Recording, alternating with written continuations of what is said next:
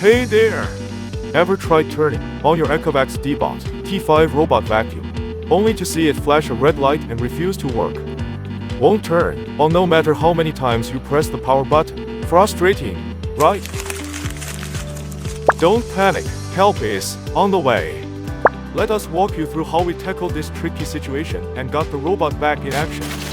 So, the other day, we got this Ecovacs Deebot T5 robot vacuum that couldn't power on or work at all. So the customer asked us to help figure it out. Now let's try turning on the robot vacuum. But look at this. No matter how many times we pressed the power button, it was just not turning on. All it did was flash that red light like it was trying to send out an SOS signal. Then we started checking it out. Turns out, the culprit was a faulty Lidar. The LDS sensor was totally out of whack. This little sensor is like the robot's eyes, and without it, the poor thing was blind as a bat and just as confused. So, we recommended a Lidar replacement to our customer. But wait, there's more! Since this Deebot T5 robot vacuum was a bit on the older side, we also suggested a deep cleaning service. We'll dismantle it, clean every nook and cranny, and make it run like it's fresh out of the box.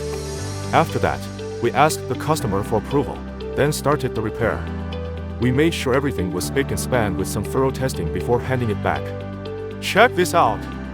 The Deebot T5 robot vacuum is back in action, performing like it just got a brand new lease on life. No more red lights, just clean floors and happy vibes. Is your robot vacuum acting up?